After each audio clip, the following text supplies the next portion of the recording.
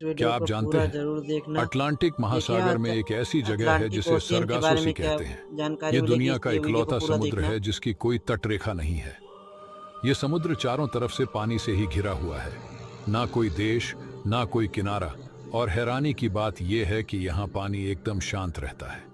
इसलिए पुराने जमाने में नाविकों की नावें यहाँ फंस जाती थीं और महीनों तक हिल भी नहीं पाती थीं।